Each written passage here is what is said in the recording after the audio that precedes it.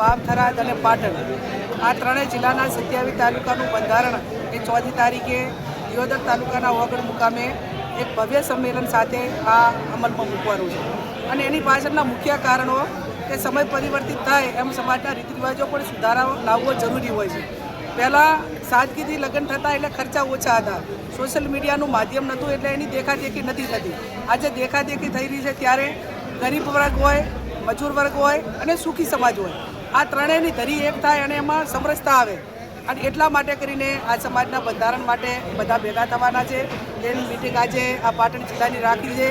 સમાજ ઓછા ખર્ચા કરી લગ્ન પ્રસંગ હોય તમામ પ્રસંગોમાં અને શિક્ષણ તરફ વધે, શિક્ષણ આવશે તો તમામ પ્રકારની બદીઓ ઓછી થશે, ચાહે કુરિવાજો હોય, વ્યસનો હોય, તમામ પ્રકારની જે બદીઓ ગણાય એ બદીઓને નાથવા માટે એક જ રામબાણ ઇલાજ હોય તો શિક્ષણ। અને શિક્ષણ ક્યારે આવે કે સમાજ સમજણો થાય અને આર્થિક સદ્ધર થાય, નાના મોટા ધંધા રોજગાર કરે અને બીજા બધાની મજબૂરીમાંથી નીકળે।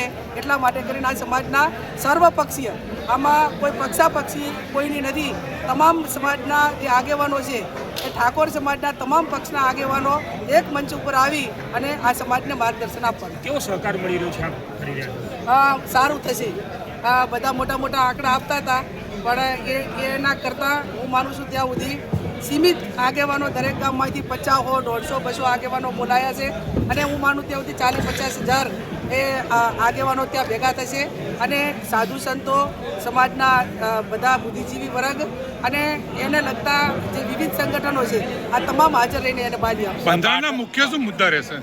મેં કીધું એમ કે તમામ પ્રસંગોની અંદર કોઈ પણ વસ્તુની લિમિટ હોય કે લિમિટ તે સમાન કે જાનમાં જાનના માણસો કેટલા લઈ જવા તો એ બધા માટે લાગુ પડે, એમ આ તમામ વસ્તુ એમાં સમરસતા આવે અને એક સરખું બંધારણ બધા અમલ કરે।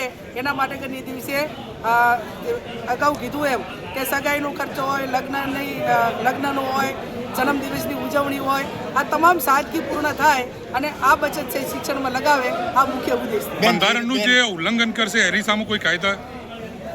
ત્યાં એવું નક્કી કરવામાં આવ્યું છે કે આ બંધારણનું કોઈ પણ એનો ભંગ કરે, એનું ઉલ્લંઘન કરે તો એ પ્રસંગ કરે એમાં કુટુંબીજનોએ કોઈએ ત્યાં હાજર રહેવાનું નહીં અને એ એકલો કરે તો ભલે કરે પણ બાકી બીજા એના પરિવાર હોય કે હગાવાલાએ એ પ્રસંગમાં સામેલ થવું નહીં।